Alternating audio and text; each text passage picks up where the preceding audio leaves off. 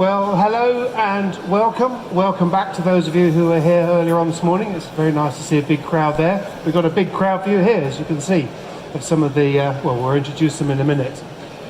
I'm Matthew Sheehan. I'm the producer of the World Sailing Show. Shameless plug, but I am. And we're going to talk about, on this panel, the future of sailing. Simple topic, shouldn't take long, maybe.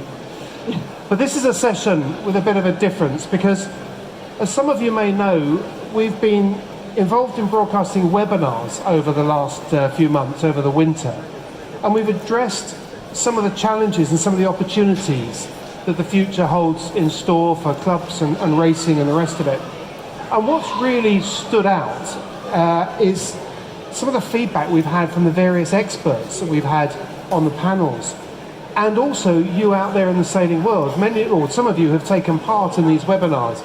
And it's been fascinating hearing what different clubs are doing and individuals are doing to boost their membership. And there's some fantastic ideas out there. So we were so impressed with it, and it's been such good fun to do, that we thought we'd bring the idea to the show and ask some questions of our panel here, but also of you. And we want to know what you think. And it's an interactive thing, or we're doing it already, and we'll be showing you details of how you can interact with us. That's it. Through an app. Everybody needs to have their fingers crossed as well that it all works. I'm sure it will. But that's how we're going to interact with you and ask you questions as we go along. So, let's kick off with some introductions. I'll start off with Alistair Dixon here, our RYA Director of Sport and Development. Liz Russell from Russell Marketing. She's a marine and marketing consultancy expert. She's a pretty handy sailor as well, as I'm sure some of you are already aware. Mark Jardine. If you don't know Mark Jardine in person, I bet you know of his work. He's yachtsandyachting.com and he's sailworld.com.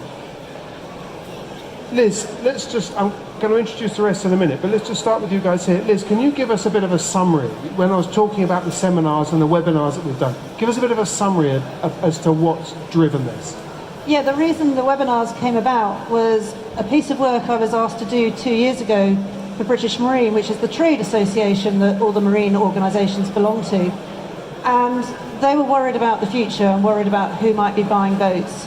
So the work was looking at not only all the research that's out there about participation in boating, sailing and all water sports, but also looking at the social trends, consumer trends, things like less people are buying houses, younger people are not learning to drive.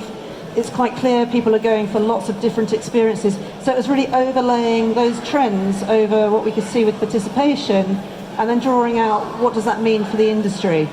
And so there's a lot of recommendations and research there, but our webinars came about as a result of that, as to what that means for clubs. And you did a presentation here last year, didn't you? And it was very, very well received, which is sort of putting us back here. Yeah. Good stuff. Okay. We'll be hearing from you a little bit later.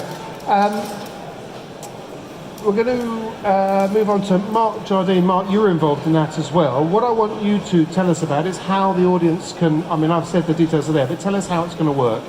Well, we've got the Slido app, and you can see the details there, which you can download from your app store. And all you have to do is put in the code #R585, and questions will come up on the app at various points, and we'll talk about them here. And you can just give your answers. And that way we can get instant feedback, put it up on the screen, and we'll be able to get your thoughts on some of the questions that we're asking. Brilliant. Got that? Excellent. So you're allowed to fiddle with your phones during this talk. That's all. It's almost mandatory. Okay, let's now move on to our youth panel. And I'm going to call him chairman of the youth panel, Luke Payson. Luke, many of you will know of Luke. He's an Olympic sailor, silver medalist from 2012. I think you've got 5 podium World Championships and European Championships. I think that's right. I've been counting them on Wikipedia. Never lies. Luke, tell us a bit about your background. How old were you when you started, given that the focus on this is youth sailing? How old were you when you started? So I was 7 years old when I got into the sport for myself. I mean, there's pictures of me in boats, like many of us, I suppose, when I'm just a baby and my dad's taking me out. But Yeah, it was 7 years old, west coast of Scotland. Kind of quite a saily kind of atmosphere around there, but also very, like it's a small place, but it was quite dense. Yeah, so at that point for me, it was pushed into a boat with my friends after school, something like that, and just started growing the love and the passion for it from there. Yeah. Were you hooked on it straight away? I was hooked on it. I mean, I think for me, the biggest thing was that at that age, is you're having fun messing around with your mates, and ultimately that's and that goes probably for any sport as well at that age. But I think crucially for me, it was such a different environment to other sports I was doing: tennis, football, athletics, all that kind of stuff. For me, it was totally different to that due to its aspect that there are no lines to show where you can go. It's so creative. It's a wonderful sport as a kid to get into because of its creative side. There isn't a right way to do something in the sport of sailing. There's many ways to get to the windward mark first or sail your boat fast.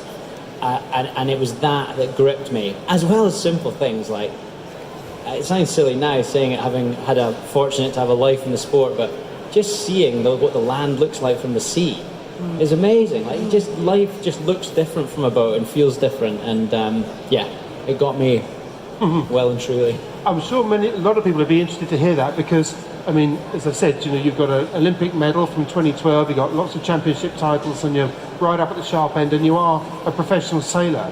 But it's interesting to hear you say that actually one of the things that you got, it was because it was fun. But how important do you think that is? Fun's massive. Fun is something that we even talk about, me and my teammate Twiggy, that we talk about today, is that, I mean, like, it's weird when I hear you say that. This whole thing got wildly out of control. It was just a bit of fun with my mates 25 years ago. It wasn't meant to turn into all this. I'm very lucky and glad that it did, but fun is crucial. And ultimately, in my opinion anyway, as a kid, I can't imagine you go on to doing anything in your life that's important to you that didn't start off as being fun. So it's never going to happen anyway, in my opinion, if it's not fun. So and it's one of the big things we talk. I'll never win another Olympic medal if I'm not enjoying what I'm doing daily. So I may as well quit now if that was going to be the case. So fun is crucial. It's crucial at every stage in the journey. I'm sure that's a very valid and valuable point to make. And the last thing I'd like to ask you for the time being on this is that what interests me about you and many others like you in the professional world is that you have very, very busy, I know from having covered your racing and the rest of it, you have very, very busy training schedules and demanding schedules, and yet you turn up at amateur events. I've seen you at Rutland and Grapham and Christmas events and the rest of it. Why is that? Is that just because the fun is so deeply embedded in there? It's love of the sport. It's love of the sport. I mean, probably the most fun thing I do now is my dad's bought a wee, it's called a scaffy. It's a wee lug-sailed, wooden-masted boat, and just going out and exploring around the west coast of Scotland, that's, for me at the minute, the most fun I can do. And it's going way back into the roots of where it all started. But I do these, what do you call them, amateur events. It doesn't feel like, I mean, I don't win. They're not amateur. The standard is very high. I do that just because it takes me back to a time when I was maybe 10, 12, 13 years old, which sparked this whole journey for me. So for me to go back into that environment is kind of, God, I sound like a hippie here. It kind of feels a bit like going home. It's like, this is where it all began. It reminds me how lucky I am, and it reminds me what a great life I lead. So when the dark days of training, 3 years out before the Olympics, cold, wet, tired, hungry, losing weight again, all that jazz, going and doing these events goes, I'm a lucky guy. I'll take that any day of the week. Excellent. Well, Luke, for the time being, thank you very much for that. I think I must have skipped the losing weight bit, actually. I'll have to ask you about how you do that. Okay, moving on to, we got Hannah Cockle with us. Hannah is the onboard operations manager at the RYA. Tell us, Hannah, first of all, a bit about your sailing, before we get on to your professional world, about your sailing background. Yes, that's very close.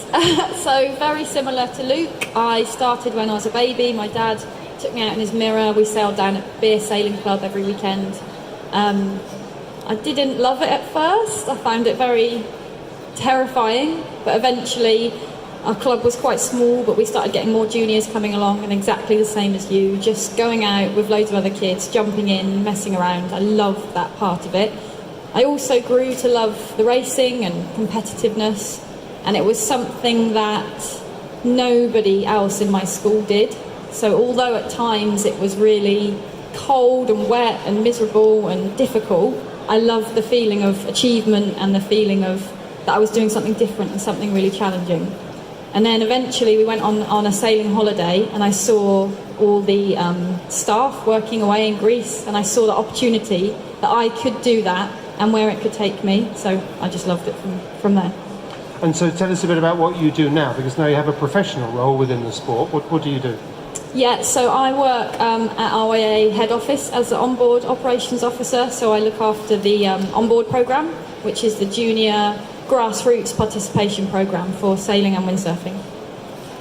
And you don't do so much sailing now, do you? You're involved in other sports as well now. Yeah, I don't. I used to windsurf a lot. I've got my own windsurf kit. I don't have my own sailing boat, and I wouldn't have anywhere to keep it. I'm not a member of a sailing club, but I'm really, really active. I run and swim and bike almost every day. So I like to do lots of activities. But yeah, I've definitely fallen out of sailing, and I'm much more into cycling and running now. Even though I still love it, and if the opportunity came up, if somebody said, "Do you want to come and crew for me on the weekend?" I would absolutely go for it. Do you want to come and crew for me on the weekend? Yeah, let's do it. Oh, damn, it is the weekend. Okay. Thank you very much, Hannah, for the moment. Thank you very much indeed. Our next panellist is Henry Jameson. Henry is, for those of you in the 29er world, you'll know Henry, because he's the one you can't see. He's right out the front of the fleet, I think. Pretty handy in the 29er. Tell us a little bit about, what you're currently sailing at the moment is. So I'm sailing the 29er with Louis Johnson, and we're a national squad, and we're doing the circuit around the country, and we're going to Worlds and Europeans next year in the 29er. So pretty full on. Yours is a full on circuit that you're involved with. Yeah, it's very full on. We're always sailing, we're always out in the water, just having fun really, and trying to get better all the time. How did you get into it?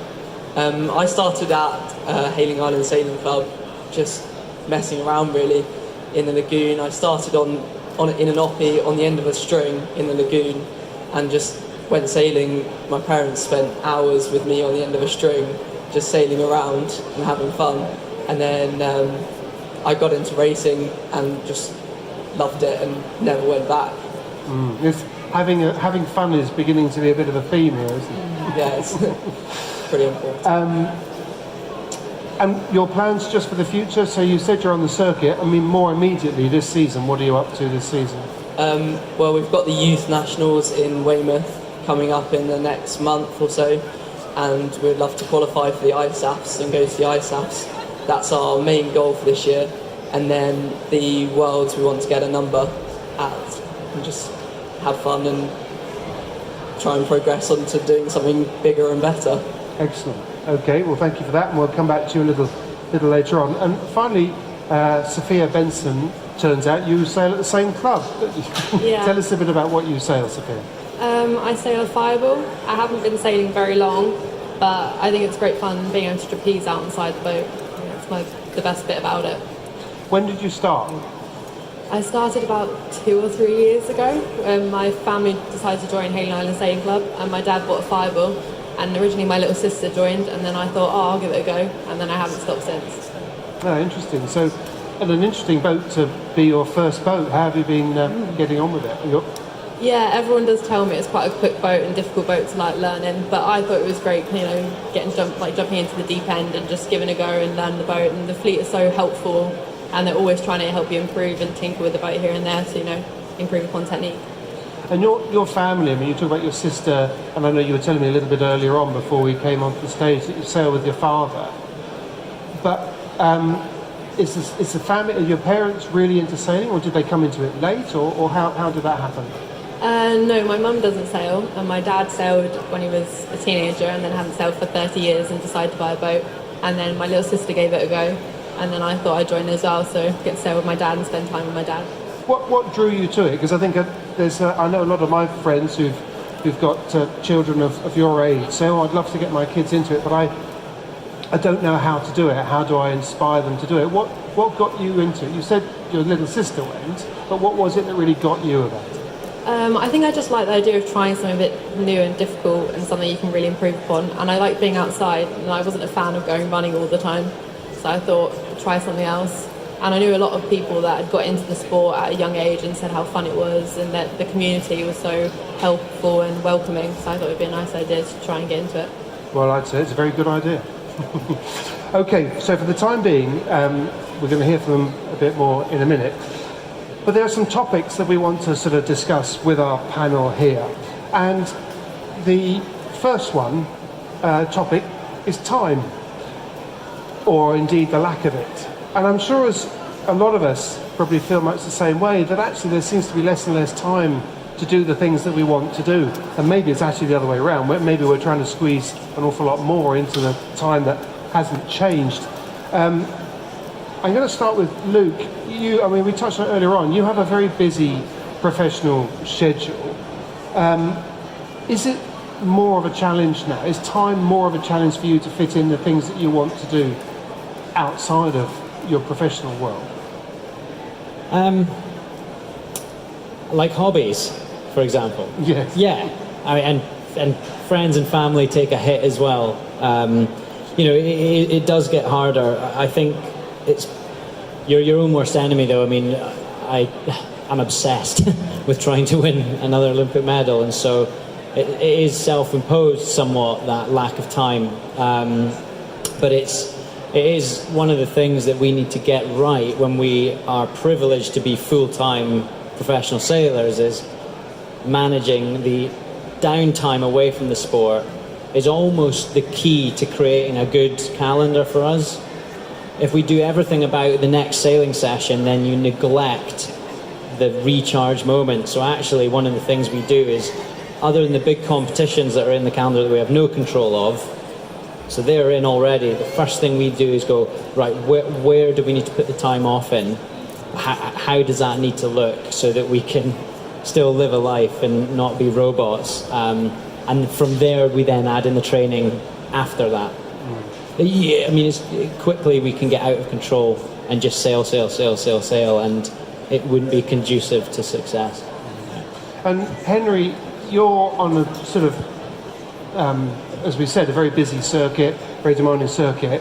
You've just passed your driving test, you were telling me earlier on, so you're getting to the point where you will have the freedom to tow the boat around and the independence.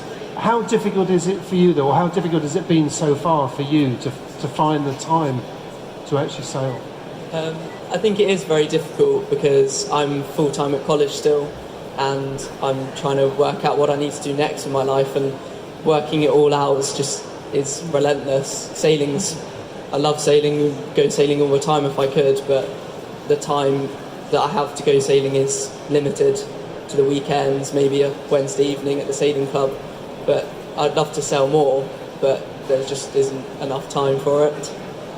Do you find that that's sometimes a distraction, though? Well, not a distraction, but you think, oh no, it's just too hard, or are you just driven by the sailing? I'm pretty driven by the sailing. I want to improve all the time, and it's pretty key to improve in the sailing sport, otherwise you just get left behind. And Hannah, how about for, Sophia, how about for you? I mean, you're more new into it. Is it difficult finding the time to actually get it? Is it difficult because you're at Hayling, which is quite a tricky place to get to if you do drive, but if you don't drive, it's quite a tricky place to get to. I think it can be. I always find that college work does get in the way, but I try to go sailing as much as I can, but I decided to become the youth coordinator for the Fireball Fleet in the UK to try and take part in not only the sailing part, but taking part within the fleet, but from a different, more admin kind of side as well, to make sure I am still taking part if I'm not always down at the club. And you're about to go off to uni, you were telling me earlier on. Do you think is that gonna make it harder, or what are your plans? Well, I hope to join like the Sailing Society at university, and the university I'm going to has got a lot of sport and that kind of thing going on. So hopefully there will be a chance for me to carry on and take part at the local sailing club. We heard, I'm going to stay with you for a minute, because in some of the webinars that we ran this year, we heard that a lot of clubs were looking at different ways of running events, and they were doing shorter, snappier racing, less serious racing. Is that something that would appeal to you? Personally, I said it probably would, because it would give you the chance to be able to take part in a session of sailing and then also get some college work in the same day, or if it was over like a whole weekend, you'd be able to get other things in as well. So then you don't have to pick between like sailing and like education. You can do both, and you're able to keep both going on a consistent basis. And what do you think about that, Henry? I think that long sessions in sailing are good, because we've got to work on our setup. We can't just go out there and have the boat perfect straight away. We've got to work out, because every day is different. You've never got the same day in sailing. That's why the sport's so great. But you've got to have enough time to change your setup and get used to the day before you go sailing or go racing. Whereas if you had a short, snappy session, you might not have that time. You might be left behind by someone who's one boat that's been set up perfectly and is in the right mindset straight away. Whereas it's good to ease yourself in a bit and have a nice long session. But in the winter, it's nice to have short sessions because it's cold. Yeah, no, well, that's very interesting to hear. Well, there's clearly two different views and already some indications as to maybe some of the way that we need to be thinking, we as clubs and the sport, in the way that we organise racing. So we're going to move on to our first audience voting question. So hopefully you've all logged on and done whatever you need to do to get there. Mark, do you have the question there? Do you want to just talk us through what the question is and tell us how this is going to work? Oh, well, it is the case of, do you think lack of time is more of a barrier to participation now than it has been? And you've got very simple yes, no, or not sure. And so now we're going to find out if this technology is actually working. Yeah.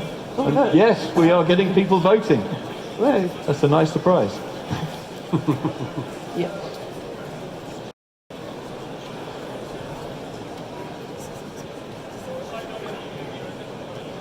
Interesting. Well, I think obviously it's dancing around between no and not sure a little bit, but Alistair, overwhelmingly, 73% of our audience says that time is more of a barrier. Is this something, tell us a bit about what came out of the webinars, because I think this was a topic that we focused on, wasn't it? Yeah, so I think we heard from a number of clubs that all came up with innovative solutions to make it easier for people to participate with a lack of time. But the one I can really think of, which was actually Sophia's club, so we had Nick Peters, the Commodore of Hayling Island, and interestingly what Hayling Island have done is moved away from the sort of traditional summer series of 7 Saturdays, 7 Sundays, and they've gone more into the sort of regatta weekends. So this would actually float the boat for Henry as well, because they target one weekend at a particular group. So it might be the RS200s, it might be the 29ers, and it might be on a Saturday they'll have, lots of short, snappier races, but they'll then, all meet and bar afterwards or have a band or something. So they make a real day of it, but they kind of expect those sailors to maybe go away and do other stuff for a few weekends and then come back for a similar weekend a month later. So they get that whole day on the water, but they don't have to commit 5 out of every 7 Sundays or Saturdays through a season. So I thought that was really interesting. And then they'll target the next weekend, maybe for husband and wives sailing RS Elites, and then the next weekend at sort of family cruising. So yeah, very much a more focused approach to their sailing season. Interesting. Okay, thank you very much. Ownership, that's the next topic. The sort of traditional ownership of things appears to be sort of dying out, particularly with the younger generations, whether it's renting music or renting a bike or Uber. People are renting it and buying that time rather than going out and buying the actual kit. And it's sort of got us thinking whether this is something that should apply to sailing as well. And there are certainly plenty of people in this exhibition who believe that that is the way forwards. But we thought we might test out that idea here a little bit. Hannah, I'd like to start with you. what do you think about the concept of sort of pay to play? I mean, you're involved in other sports as well. Do you think that's something that applies to sailing and should apply to sailing?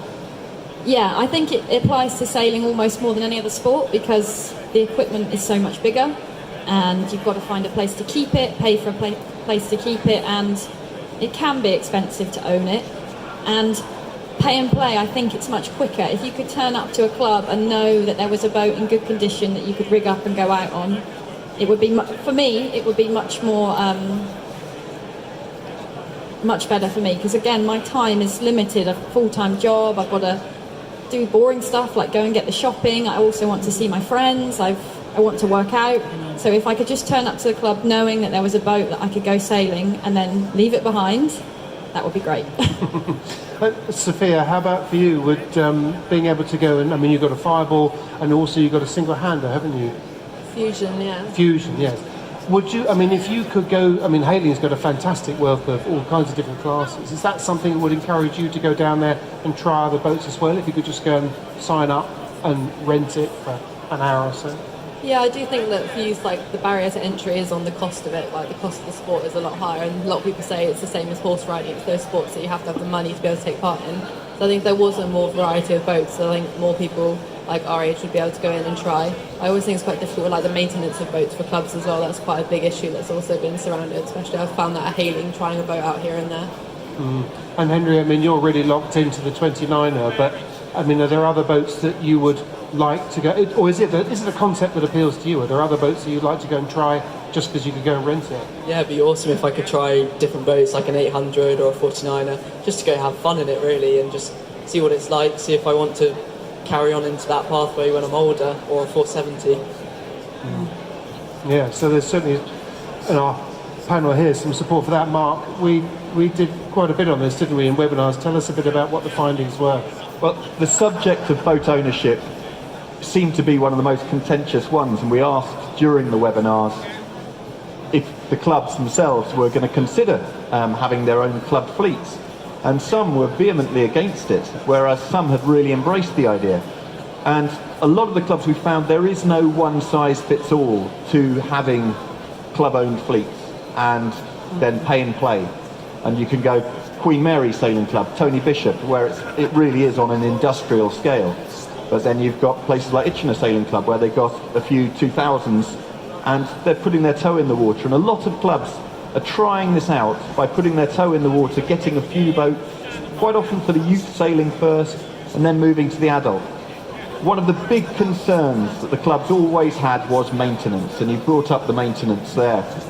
And it is found, though, these clubs, when they get the system running, and when people start to use the boats, the income that has come in from the boats that they have bought as clubs has more than outweighed what they've had to outlay on bosun's fees and actually maintenance of those boats. And they've nearly universally seen an uplift in membership because people have come to the club and found, oh, I've got a boat that I can sail. And so while the membership and the pay and play might cost more if you look at it from the point of view of a membership fee, when you look at buying a boat, it's infinitely less. And there are also the problems, clubs have huge problems with boat parking spaces and waiting lists for where you can keep your boat. If you've got boats which can be used by a far bigger group of people, when people come to join the club, they're not going to say, well, the first time I can get a boat in it is in 5 years' time. I can go sailing straight away. And so the barriers for getting into the sport from these club-owned fleets are being rapidly diminished. Interesting stuff. So it's over to you now. What do you think? There's the question up there, given the scenario that not everybody who wants to go sailing in future will want to own a boat. What do you think clubs, centres and builders should be offering? And the options were more pay and play opportunities, hire purchase with flexible payments for new boats, shared ownership schemes, bosun, all of the above, none of the above. Well, once again, it's overwhelmingly more pay and play options. I mean, what do you, Liz?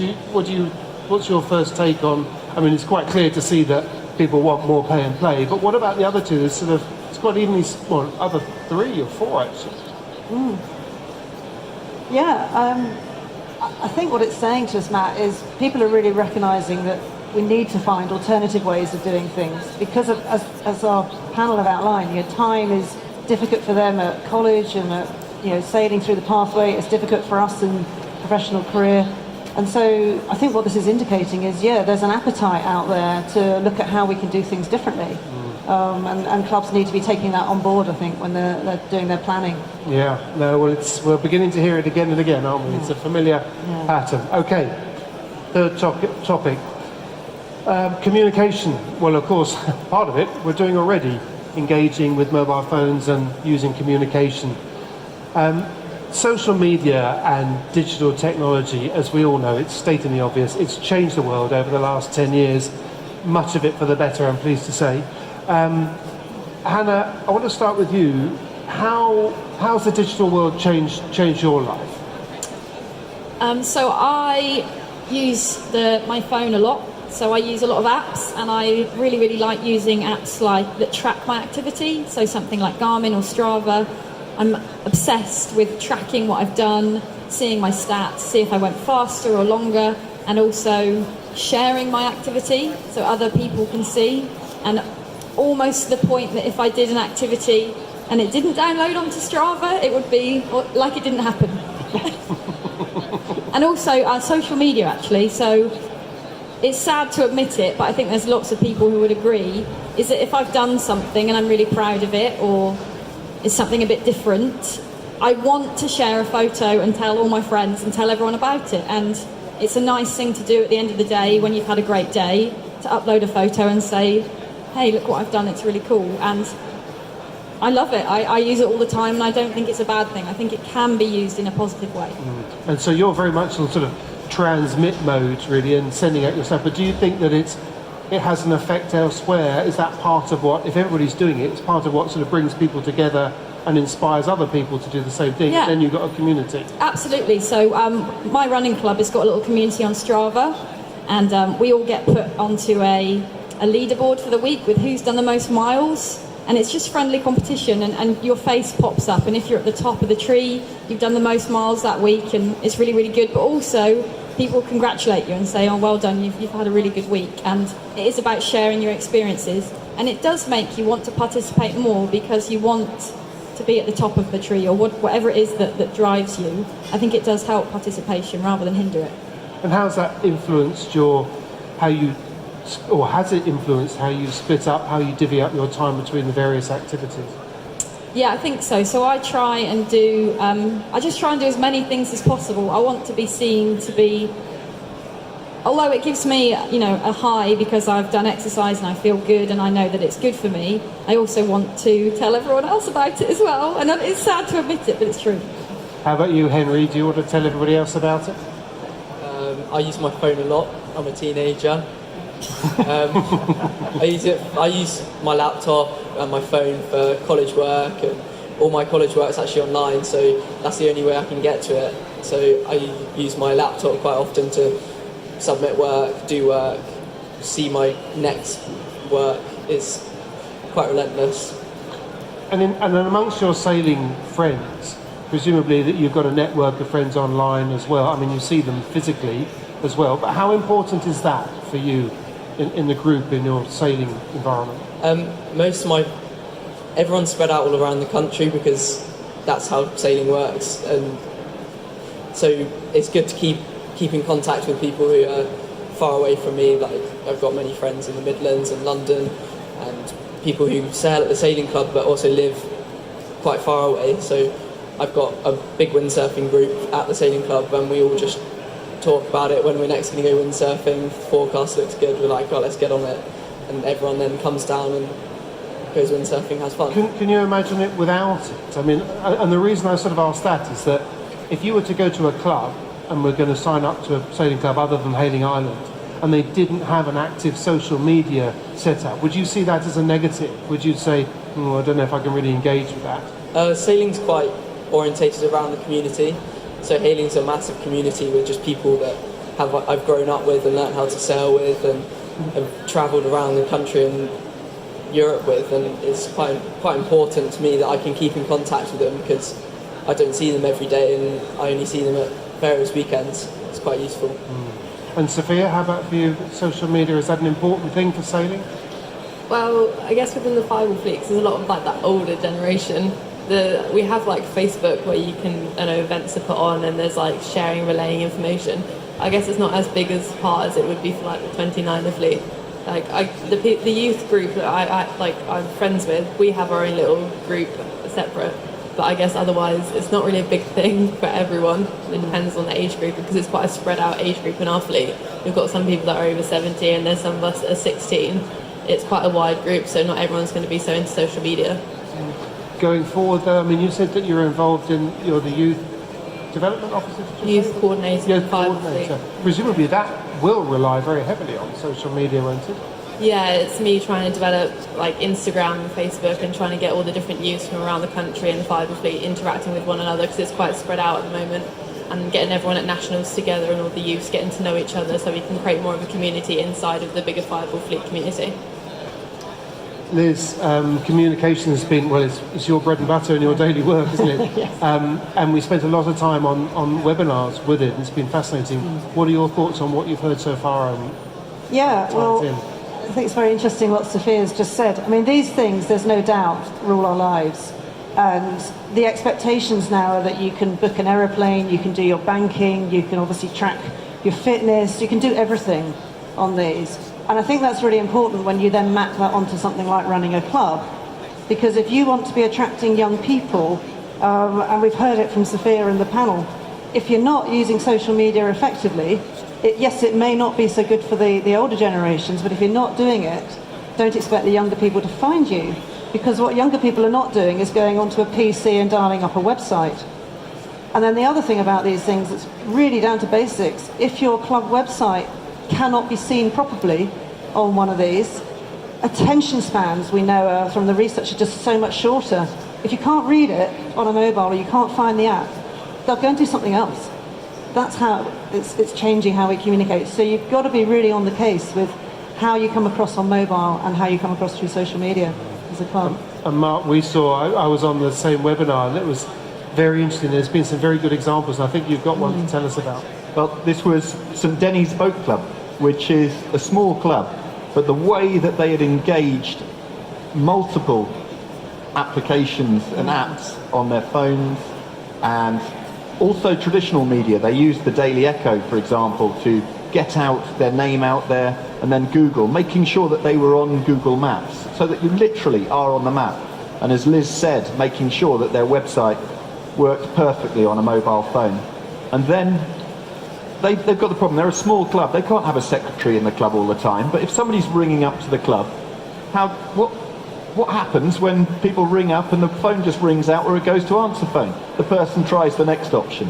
And so they use Skype, and they just had a standard landline number, but the Skype went through to multiple different people. So one of them would pick it up. They're not in the club itself, but they would pick up the phone, and therefore you can actually start engaging with people. And they use Pure Chat on the website as well, so that whenever somebody comes in and asks a question, there's someone there to answer it. It may not be the same person, it's just whoever is available at the time. And then for payments, they use Go Cardless, systems like that, just to make sure that everything was seamless. There's so much technology out there now that makes all of these processes that used to be hard work and used to require a secretary to be in the club the entire time, suddenly you can just do it as an automated system. And then once people were in the club, they use WhatsApp, they use Facebook groups, they use MailChimp, they make sure that everybody stays engaged within the club. And it's a small club, but it is thriving because it has implemented systems that don't cost much money at all. A lot of them they did for free. Yet they bring people in and they keep people engaged within the club. Good, and it was a very, very interesting case study. Okay, so third question, fingers at the ready. Do you think sailing needs to develop with regards to marketing and communication going forwards? You know what the right answer is. There we go. 27 of you voted so far. Well, I think that's it's probably, given what we've heard and certainly given what we've seen in the webinars that we ran, difficult to disagree with that, really. Luke, what do you think about the sort of, you've sort of grown up through this transition, whereas some of our younger sailors have actually grown up with it anyway. What are your views? Does it affect you, to the communications, the digital world? How does it affect your world? It makes it bigger, essentially. The communication, I'm very race-based, obviously, so it makes it more competitive for me. And one of the things that was said earlier there about you record your stuff on Strava or Garmin and things like that. We also do the same for our training sessions. But what I think, what's really cool is that, there's two things that win a sailboat race. One is a faster boat, and the second is a shorter distance. It's that simple. Those two things, you got them, you'll win every single sailboat race. Sadly, it's impossibly hard to get them right, but it's a simplistic formula. And so just a healthy level of competition in a club would be who got the fastest time for the day, for example, and free beer on them or whatever. Or it also increases learning, I think, because say in a club, even if it's various different boats, even if it's the shared boat scheme, I think that would increase the learning and increase the healthy level of competition, that you want to leave the boat in a better place than you found it. And I think that would really help and grow these things. So I think the expansion of our ability to reach out, and then you could have club competitions. You could have certain clubs that are, and we're now getting into counties, then we're getting to countries, and then from my point of view, as long as we beat the Australians, that's fine. So we can start doing it on a global scale. So I think it's made the whole thing faster learning. As I said, from my personal point of view, the competition is harder, which I like. So I think it should and can only go that way. Exciting times for the sport. Unfortunately, time is sort of against us here. We'll be wrapping up soon. But I want to finally, Alistair, I want to talk to you from a RYA perspective. I mean, you're the Director of Sport and Development. What's the RYA got in mind when it comes to future? I mean, that's a rather large question, isn't it? But what out of what you've heard here, would you say? Yeah, well, I think participation and thriving participation is essential for the RYA. The RYA can't have members, it can't sell training courses, it can't have the next Loops, campaigning Olympics without participation. So it's hugely important. And I suppose a lot of our role is, working with the likes of Liz and our office team, sort of making sense of what's going on in the broader landscape, and also with our participation generally within boating, making sense and communicating that to our broader network. It may be clubs, commercial centres, and then kind of working with them on the ground. I mean, one of the biggest challenges we have is no club is exactly the same. So there's different solutions for different clubs, commercial centres, different regions. So a lot of what we're doing is trying to just show case studies of things that are working in a certain case, and then clubs and centres can make their own decisions or maybe trial things and see what works for them. But I suppose the biggest thing I think I've taken is it's sometimes through the webinars and whatever, you're looking at it and thinking, Christ, there's a lot there. But, Rome wasn't built in a day, and a lot of, what we're trying to work with clubs to do is have sort of a clear strategy or a clear roadmap for the next 4 or 5 years, because that was a real common thread between a lot of our case studies, as they had looked back, 5 years ago and sort of set some clear objectives or some clear goals and work towards those, and that's what's really helped them progress. And I think trying to do too much too soon just is never going to work. Yeah. Good. Well, thank you very much indeed. I'd like to thank our panel very much for being here. Thanks very much to you for making the technology light up. That was really good. I hope it's all been of use. Do remember to keep an eye out for our webinars. They're really quite good. I'm not biased at all. They're quite good. So thanks once again to our panel. A round of applause for our panel here. Thank you very much. Well done, panel.